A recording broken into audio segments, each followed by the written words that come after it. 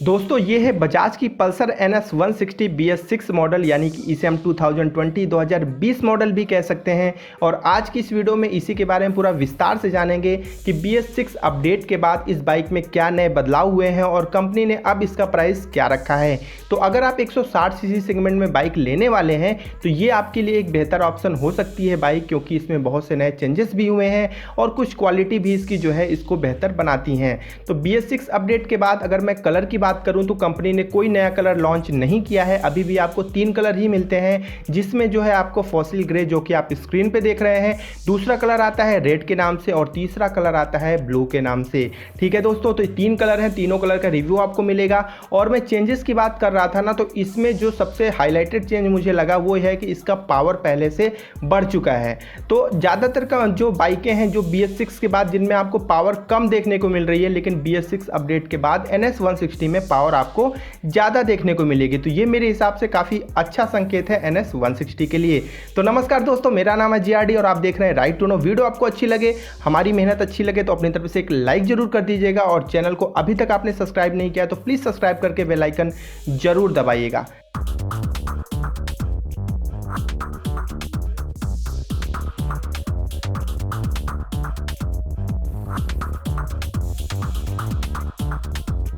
सबसे पहले हम स्टार्ट करते हैं इसके फ्रंट से। अगर आपको हमसे कोई भी बात करनी है तो आप इंस्टाग्राम आईडी जो कि अभी स्क्रीन पे दिख रही होगी, आप वहां पे जाके हमें डायरेक्ट मैसेज कर सकते हैं। यहाँ पे देखिए फ्रंट में आपको 260 यानी कि 260 mm का यहाँ पे डिस्क मिलता है, और यहाँ पे आपको सिंगल चैनल ABS की चैन आपको देखने को मिल जाएगी। ऐसी ही सेम चैन आपको पीछे भी मिलेगी, लेकिन वो ABS नहीं है। फ्रंट का जो टायर आप देख रहे हैं ये 90/90 का 17 इंच का ट्यूबलेस टायर है। और पहला चेंज यहाँ पे देखिए आपको रिफ्लेक्टर्स मिल जाते हैं, जो कि BS6 की सभी बाइकों में मिलते हैं, और सुरक्षा के हिसाब से ये रिफ्लेक्टर बहुत सही माने जाते हैं।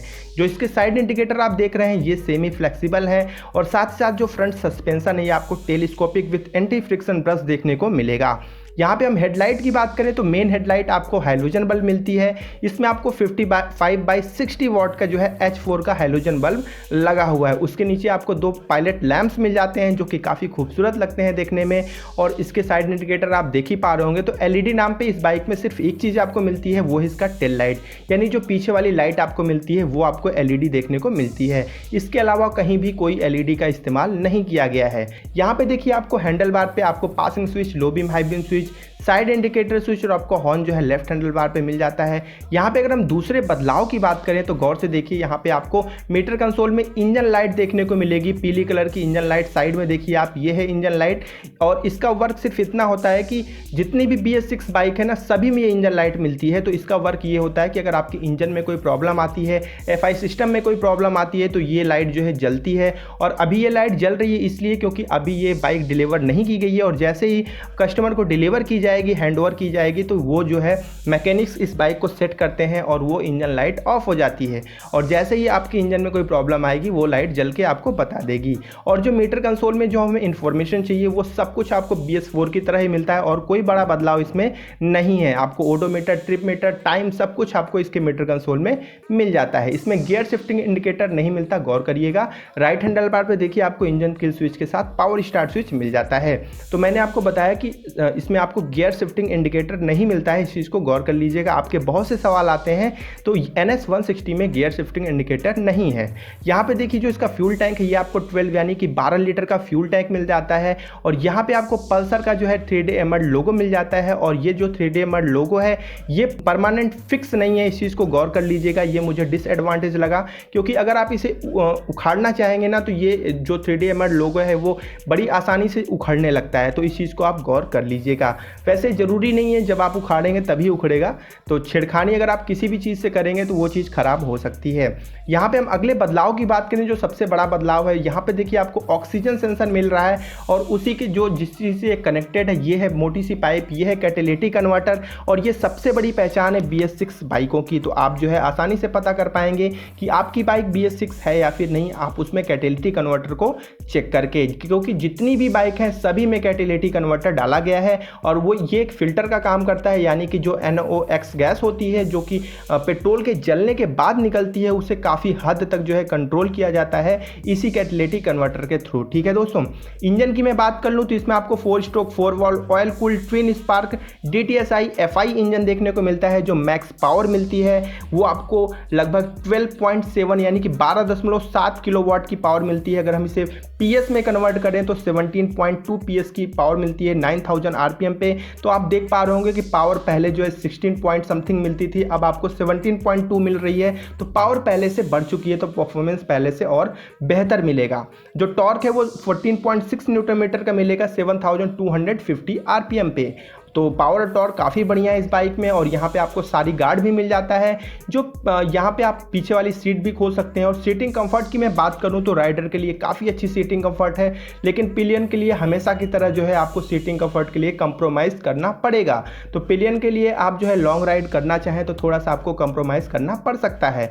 और ये इसके सीटिंग कंफर्ट की बात हो गई। अब थोड़ी सी पीछे की बात कर लेते हैं। तो देखिए, जो यहाँ पे जो इसका टेल लाइट है जिसकी मैं बात कर रहा था, इसमें जो टेल लाइट मिलती है यही सिर्फ आपको LED मिलती है, ये आप देख पा रहे होंगे, काफ़ी खूबसूरत लग रही होगी। और पीछे आपको BS6 का जो है स्टिकरिंग देखने को मिलेगी, आप गौर से देखिए। और पीछे का जो इसका सेक्शन है वो मुझे काफ़ी मजबूत लगता है, क्योंकि ऑलरेडी मेरे पास NS 160 है और पीछे से कोई प्रॉब्लम इस बाइक में नहीं आती है, जैसे कि ढीलापन हो जाना या फिर खड़खड़ाहट आना, ये सब चीज़ें नहीं होती हैं। तो ये मुझे काफ़ी अच्छा लगता है NS 160 में। पीछे आते हैं तो देखिए, पीछे वाली प्रोफाइल में जो पीछे वाला टायर मिलता है ये आपको 120/80 का 17 इंच का ट्यूबलेस टायर मिलता है। और ये पीछे का जो डिस्क है ये भी आपको मिलता है 230 यानी कि 230 mm का। और जो आप चैन देख रहे हैं ना पीछे ABS की तरह दिख रही, ये एक्चुअली में RLP पैनल यानी कि real wheel lift up protection है। अगर आपका पिछले वाला टायर अचानक ब्रेक मारने पे उठता है तो ये RLP उसको कंट्रोल करता है। तो ये चीज़ काफ़ी बढ़िया है। तो इस चीज़ को गौर करिएगा कि इस पूरे ही बाइक में आपको सिंगल चैनल ABS मिलता है डुअल डिस्क ब्रेक के साथ। पीछे जो सस्पेंशन आप देख रहे हैं ये आपको Nitrox monoshock absorber with canister के साथ देखने को मिलता है। सस्पेंशन क्वालिटी अच्छी है। इस बाइक में आपको 5 गियर्स मिलते हैं और यहाँ पे आपको किक भी प्रोवाइड किया जाता है। तो अगर आपके बैटरी में कोई इशू आता है तो आप किक का इस्तेमाल कर पाएंगे। तो ये सारी इन्फॉर्मेशन हो गई इस बाइक के बारे में। अब हम आपको बता दें इसका डायमेंशन क्या है। तो इसमें इसकी जो लेंथ है वो 2017 mm की है। इस बाइक की हाइट 1060 mm की है। ग्राउंड क्लियरेंस 177 mm का है। और इसका जो वेट है, हम बात कर रहे हैं कर्व वेट की, वो है 151 kg। गौर करिएगा कि हमने आपको कर्व वेट बताया है। ठीक है दोस्तों, इसके बाद अब आपको हाईलाइटेड करके बता दूं कि जो नए चेंजेस हुए हैं। पहली चीज़ कि इसमें BS6 का इंजन मिलता है। दूसरी कि इसमें आपको FI सिस्टम मिलता है, कार्बोरेटर हट चुका है, फ्यूल गेज हट चुका है। तीसरी चीज़ इसमें आपको रिफ्लेक्टर्स मिल जाते हैं। चौथी चीज़ इसमें आपको इंजन लाइट जो कि मीटर कंसोल में मैंने आपको बताया। और पाँचवीं चीज़ इसमें आपको कैटालिटिक कन्वर्टर मिलता है। और छठवीं चीज़ ये है कि इसमें आपको पावर पहले से इंक्रीज़ हो चुका है, पहले से बढ़ चुका है। बात अगर माइलेज की कर लें तो पहले भी ये बाइक जो अगर आपको 40 की माइलेज देती थी तो अब आपको 45 प्लस की माइलेज देगी। अगर आपको 45 का माइलेज मिलता था तो आपको आप लगभग 48 से 50 तक का माइलेज इस बाइक में मिल सकता है। आपके राइडिंग स्टाइल पे बहुत ज़्यादा डिपेंड करता है। माइलेज को लेके NS 160 में मैं कोई ज़्यादा बहस नहीं करने वाला, क्योंकि जितने भी यूज़र रिव्यू मैंने देखे हैं सभी में इसके अलग अलग जो है ओपिनियन आते हैं। मेरी खुद की बाइक है NS 160, लेकिन मुझे उसमें माइलेज जो मिलता है वो अदर बाइकों अदर यूजर के अपेक्षा काफ़ी डिफरेंस मिलता है। तो इसलिए माइलेज को लेकर सिर्फ इतना समझिए कि 160 सीसी के हिसाब से आपको इसमें ठीक ठाक माइलेज मिल जाता है। ये बात हो गई। प्राइस में आपको बता दूं 1,05,000 1,05,000 रुपीज़ इसकी एक्स शोरूम प्राइस है प्रयागराज यूपी इंडिया में। और जो कंप्लीट बाइक की प्राइस की बात करूं तो लगभग 1,25,000 से 1,30,000 यानी कि 1,25,000 to 1,30,000 के बीच में ये बाइक आपको कंप्लीटली देखने को मिलेगी, जिसमें आपको इंश्योरेंस RTO टैक्स वगैरह सब कुछ इंक्लूड होगा। और अगर आप एसेसरीज ऐड करवाना चाहें तो वो भी आप इस प्राइस में ऐड करवा पाएंगे।